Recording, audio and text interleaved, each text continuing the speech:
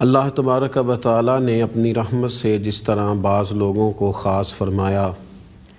بعض انسانوں کو اپنی رحمت سے اپنا خاص بنا لیا، اسی طرح اللہ تبارک و تعالی نے بعض دنوں کو، بعض گھڑیوں کو، بعض راتوں کو اور بعض مہینوں کو بھی فضیلت عطا فرمائی۔ یہ محض اللہ تعالیٰ کا فضل اور احسان ہے کہ وہ اپنے بندوں کو بعض ایسے اوقات عطا کرتا ہے جس میں وہ اپنے بندوں کے لیے اجر و ثواب میں بے انتہا اضافہ فرما دیتا ہے، اور بالخصوص امت مسلمہ کے لیے یہ بہت بڑی سعادت ہے کہ تھوڑے وقت میں زیادہ نیکیاں پا سکیں، عمل تھوڑا کریں اور اللہ تبارک و تعالیٰ اس پر اجر عظیم عطا فرمائے۔ انہی مقدس ایام میں سے ایک مہینہ رمضان المبارک کا مہینہ ہے،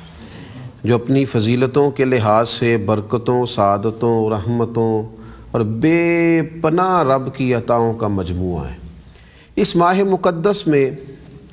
اللہ تبارک و تعالی اپنے بندوں پر خاص نظر کرم فرماتا ہے، اور یہ وہ واحد مہینہ ہے جس کا نام خود رب کریم نے قرآن مجید میں ارشاد فرمایا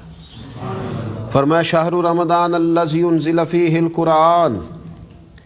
رمضان کا وہ مہینہ ہے جس میں ہم نے قرآن مجید کو نازل فرمایا ہے۔ رمضان المبارک سے ایک دن قبل نبی اکرم صلی اللہ تعالی علیہ وسلم نے صحابہ کرام کو باقاعدہ خطبہ ارشاد فرمایا، اور حضرت سلمان فارسی رضی اللہ تعالیٰ عنہ فرماتے ہیں کہ نبی پاک علیہ الصلاۃ والسلام نے خود ہمیں بلا کے رمضان کی عظمتیں بیان فرمائی، رمضان کے آنے سے پہلے، رمضان کے شروع ہونے سے پہلے۔ کیوں؟ تاکہ امت کے دلوں میں رمضان المبارک کے لیے خاص گنجائش پیدا ہو۔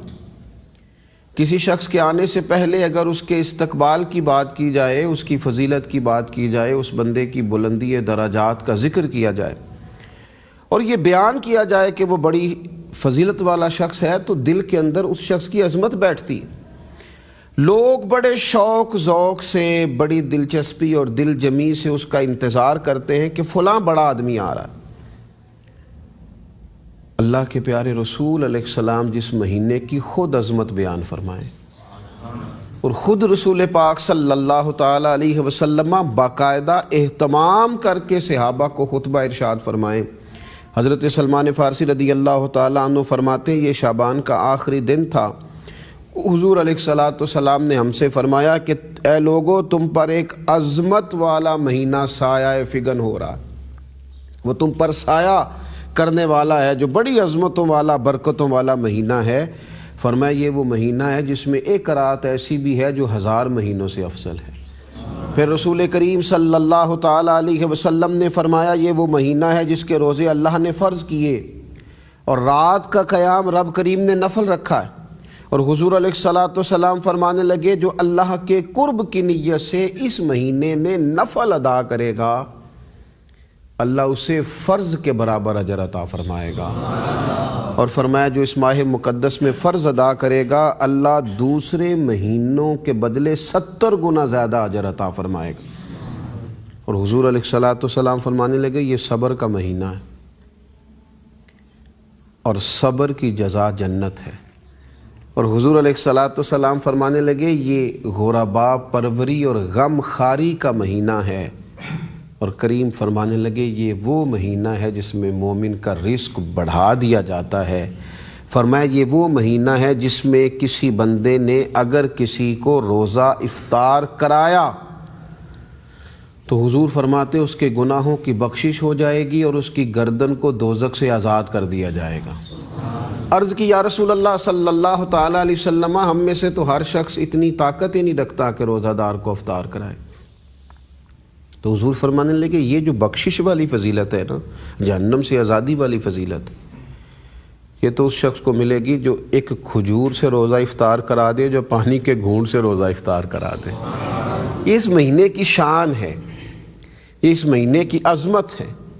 یا رسول اللہ غریب ہیں بعض لوگ، نہیں اتنی طاقت رکھتے، فرمایا پانی کا گھونٹ، کھجور کا لقمہ،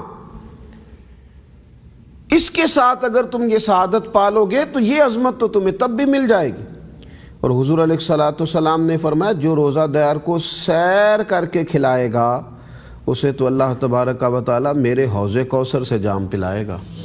اور ایسا پلائے گا ایسا کہ تیری خیر تیرے میکدے کی خیر، ایسی پلا کہ جس کا نشہ عمر بھر رہے۔ فرمایا اللہ تعالیٰ اسے میرے حوض کوثر سے جام پلائے گا، اور ایسا پلائے گا کہ پھر وہ کبھی پیاسا نہیں ہوگا۔ اور نبی پاک صلی اللہ تعالیٰ علیہ وسلم نے مزید اس مہینے کی عظمت بیان کی۔ یہ اس بات کو یاد رکھے، میں کہہ رہا ہوں کہ حضور نے رمضان کے آنے سے پہلے خود خطبہ دیا، یعنی یہ وہ مہینہ ہے جس کی شان امام الانبیاء بیان فرما رہے ہیں۔ امت کو تھوڑا سا اپنے ذہن کو کھول کر یہ سوچنا پڑے گا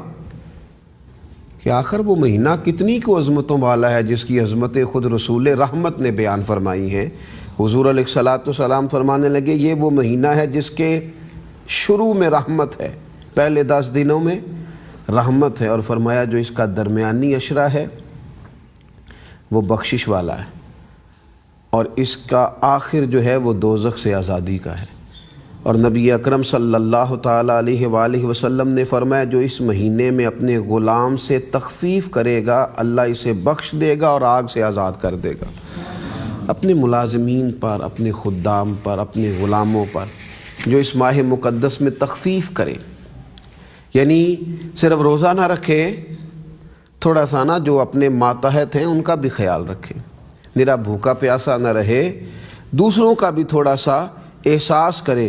اور رسول کریم صلی اللہ تعالیٰ علیہ وسلم نے ایک حدیث پاک میں تو یہ بات بیان فرمائی کہ جو رمضان کی خیر سے محروم رہ گیا، جو کہ رمضان کی فضیلت بہت زیادہ ہے، عظمت بہت زیادہ ہے، فرمایا جو رمضان کی خیر سے محروم رہ گیا سمجھ لو پھر وہ محروم ہی رہ گیا،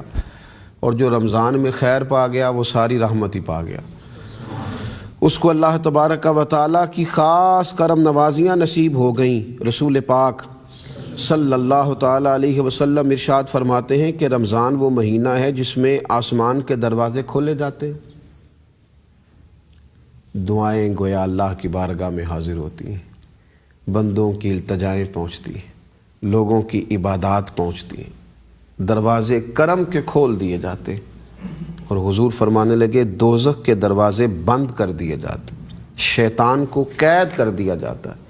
اس ماہ مقدس میں وہ عظمتیں ہیں، وہ فضیلتیں ہیں کہ بندہ مومن کا تعلق خدا کی رحمت کے ساتھ، اللہ کے فضل کے ساتھ،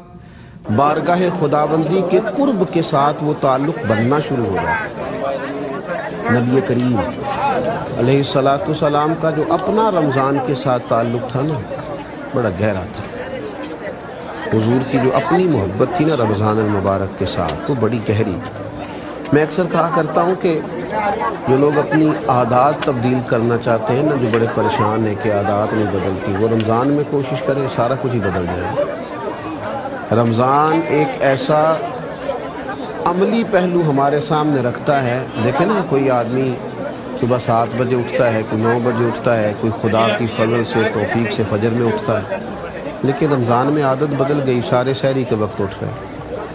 کوئی ناشتہ فجر کے بعد کر رہا تھا، کوئی 10 بجے، کوئی 12 بجے، رمضان میں سارا کچھ ہی بدل گیا، سب کو سحری کھانی۔ عادتیں تبدیل کی جا سکتی۔ نبی اکرم صلی اللہ تعالیٰ علیہ وسلم کا خاص محبت کا رشتہ رمضان کے ساتھ۔ صحابہ فرماتے ہیں رمضان وہ خوبصورت مہینہ تھا جس میں محبوب قیدیوں کو بھی آزاد کر دے، ہر سائل کو حضور عطا فرماتے، اور فرماتے ہیں کہ رمضان شریف میں حضرت جبریل حاضر ہوتے اور نبی پاک صلی اللہ علیہ وسلم کے ساتھ قرآن پاک کا دور کرتے، یعنی حضور قرآن مجید جناب جبریل کو سناتے اور جناب جبریل امین علیہ السلام قرآن پاک نبی پاک کو سناتے، اور فرماتے یہ ہر سال کی روٹین تھی، اور جس سال سرکار کا وصال ہوا اس سال نبی پاک نے 2 قرآن مجید 2 دفعہ قرآن پاک حضرت جبریل امین کو سنایا، اور جناب جبریل امین نے بھی 2 دفعہ قرآن مجید نبی کریم علیہ السلام کو سنایا۔ یہ خاص شغف نبی پاک علیہ السلام کا رمضان المبارک کے ساتھ۔ حضور رمضان شریف میں اعتکاف فرماتے اور ہمیشہ اعتکاف کیا رمضان کے آخری 10 دنوں کا۔ ایک سال ایسا ہوا کہ کسی مجبوری کے باعث، کسی مصروفیت کے باعث، کسی جہاد کی مشغولیت کی وجہ سے سرور کائنات علیہ السلام رمضان کے آخری 10 دنوں کا اعتکاف نہ فرما سکے تو اگلے سال 20 دنوں کا اعتکاف کیا۔ یعنی رمضان المبارک کی ان سعادت افروز گھڑیوں میں نبی پاک علیہ السلام کے انفرادی اعمال ہوتے ہیں، اور حضور علیہ السلام اس ماہ نور کے اندر خاص کر کے دلچسپی کا اظہار فرماتے ہیں۔ حضور علیہ السلام فرماتے ہیں کہ رمضان، روزہ اور قرآن، یہ دونوں قیامت کے دن بندے کی شفاعت کریں گے۔ روزہ کہے گا مالک میں نے اس کو دن میں کھانے پینے سے روکے رکھا، اور قرآن کہے گا مالک رات میں نے اسے نیند سے روکے رکھا۔ اللہ تعالیٰ رمضان اور قرآن کی شفاعت میری امت کے حق میں قبول فرمائے۔